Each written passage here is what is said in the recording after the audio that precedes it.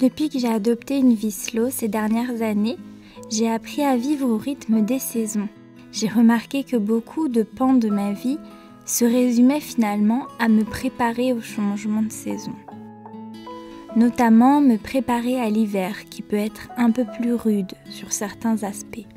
Évidemment, quand on vit plus slow, on vit davantage dans le moment présent. On apprend à profiter de ce que la vie nous offre, de ce que la nature nous offre au fil des saisons. Pour autant, quand par une chaude journée d'été, je mange avec bonheur des fraises, quand je bois un grand verre de thé glacé à la pêche, j'ai toujours cette petite voix dans ma tête, cette question. Comment vais-je pouvoir sauvegarder tout ça pour en profiter encore cet hiver ? Idéalement, il est possible de préserver tout ce dont nous avons besoin pour l'année durant le printemps et l'été. Conserver nos fruits et nos légumes. Mais de mon côté, je n'ai pas l'occasion d'avoir un grand jardin avec un potager et un fruitier ou encore une grande cave qui me permettrait de stocker ainsi toute ma nourriture et gagner en autonomie. Pour autant, je fais bien du mieux que je peux avec ce que j'ai et c'est vraiment ce dont je souhaite vous parler aujourd'hui. Ce n'est pas réaliste de croire que vivre en autosuffisance est accessible à tout le monde, ça dépend de nos possibilités. Est-ce qu'on vit en ville ou plutôt à la campagne ? Est-ce que l'on a accès à de la nourriture de qualité et fraîche ? Pour autant, même sans énormément de possibilités, si comme moi vous n'avez ni jardin ni cave, il est tout de même faisable de réaliser quelques bocaux et quelques conserves pour pouvoir profiter aussi de leurs bienfaits durant l'hiver. L'été, j'achète davantage de fruits et de légumes que je congèle et mets en bocal pour le reste de l'année. Si ce sujet de conservation à travers les saisons vous intéresse, dites-le moi, nous pourrons en reparler bientôt. Chaque saison apporte exactement ce dont notre corps a besoin pour rester en bonne santé. Et je suis convaincue que réapprendre à manger de saison permet de maintenir une hygiène de vie plus saine et équilibrée au quotidien. Bien sûr, cela demande un peu de curiosité au début, de s'essayer à de nouveaux goûts. Mais on découvre rapidement que la nature a bien fait les choses et que bien que l'hiver nous ayons essentiellement des courges variées et des légumes racines, ils peuvent être aussi très agréables à cuisiner et à manger. Je crois qu'avec un peu de bonne volonté et de positivité, on avance pas à pas, on y arrive. L'hiver devient l'occasion de préparer des plats conviviaux, chaleureux et gourmands. Je voulais vous inviter dans ma cuisine d'hiver justement. J'espère que ces plats emblématiques chez moi sauront attiser votre gourmandise et votre créativité pour reproduire, pour vous accaparer et détourner mes petites recettes. Vous retrouverez l'ensemble des détails de ces recettes sur mon blog.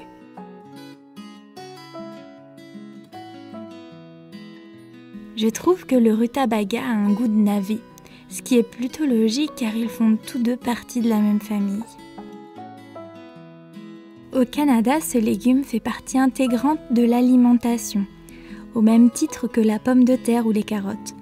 Au contraire, en France, la Seconde Guerre mondiale a laissé un mauvais souvenir du rutabaga, car il s'agissait d'un des seuls aliments non rationnés. Il a donc été largement consommé à cette époque.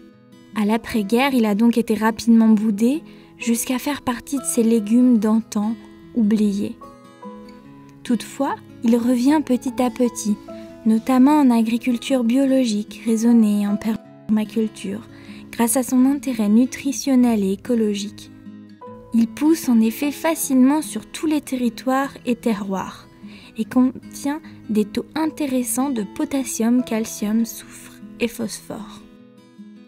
On peut utiliser le rutabaga comme une pomme de terre, en purée, en frites, en gratin. Personnellement, je vous propose d'agrémenter votre rutabaga d'épices, de gingembre, de cannelle ou encore de curry, et puis d'adoucir ce petit goût de navet avec un filet de sirop d'érable.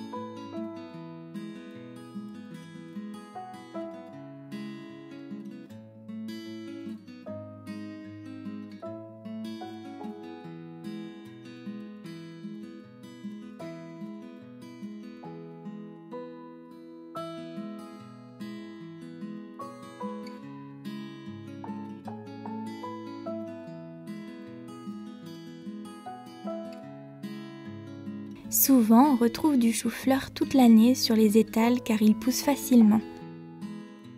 Mais sa pleine saison s'étale de septembre à avril en Europe et de juillet à mi-octobre au Canada. Lorsque je cuisine le chou-fleur, je garde toujours ses feuilles, qui ne sont pas des déchets. Elles se consomment comme des blettes, cuites à l'eau, poêlées dans un peu d'huile ou même en beignet. Je ne sais pas si vous savez, mais le chou-fleur est une bonne source en vitamine C. Une portion crue contient presque autant de vitamine C que la moitié d'une orange. Et après cuisson, seule une petite quantité est perdue, si bien que le chou-fleur cuit demeure toujours une source fiable de vitamine C.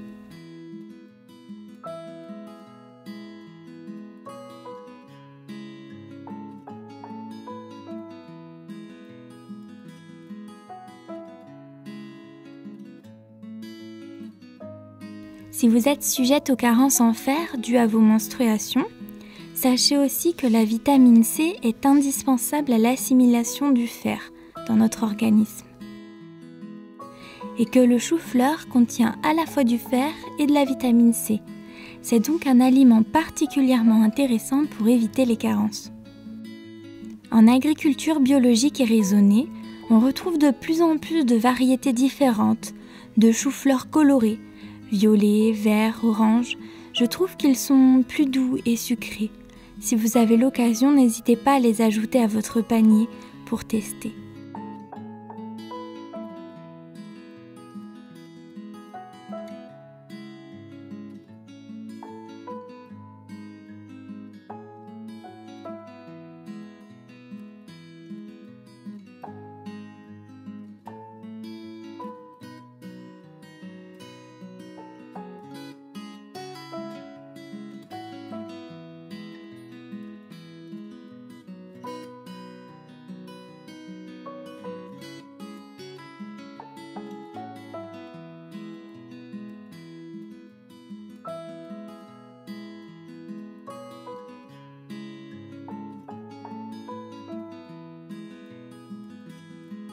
Personnellement, j'apprécie le chou-fleur cuit en gratin, avec une béchamel végétale légère.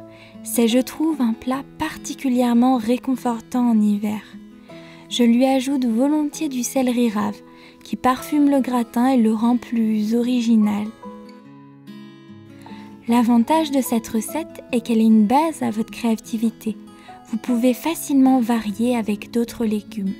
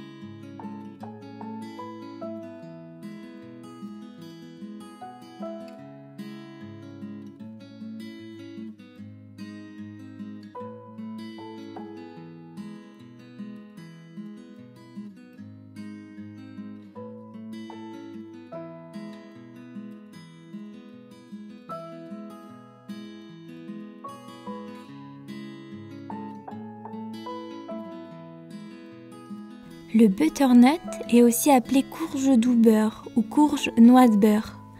On comprend dans son nom combien il est doux. J'aime me dire que c'est un peu comme notre avocat de l'hiver, qui donne une texture crémeuse et douce au plat.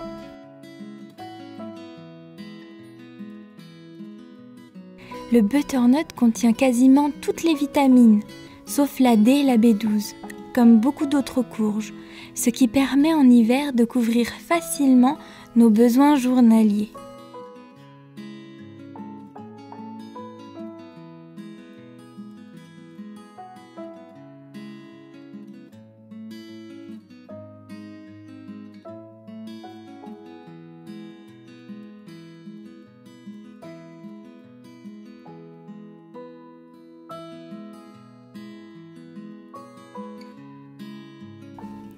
Aussi, et c'est moins connu, mais il est tout à fait possible de manger les courges crues, en taboulé par exemple. Quand on y pense, c'est assez logique. Nous mangeons bien du concombre et de la courgette, crus, et ils sont bien de la même famille.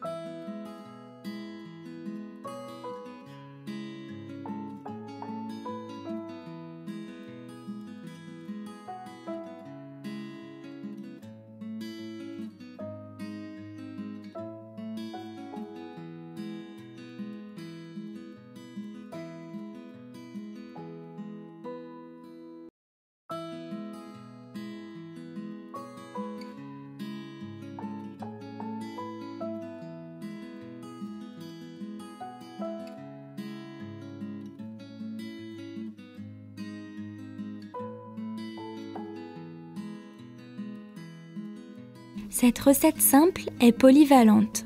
Il est facile de varier les courges butternut, potimarron, potiron orange, potiron vert. Ils donnent tous une sauce crémeuse pour agrémenter des pâtes et ils remplacent à merveille la fameuse sauce tomate.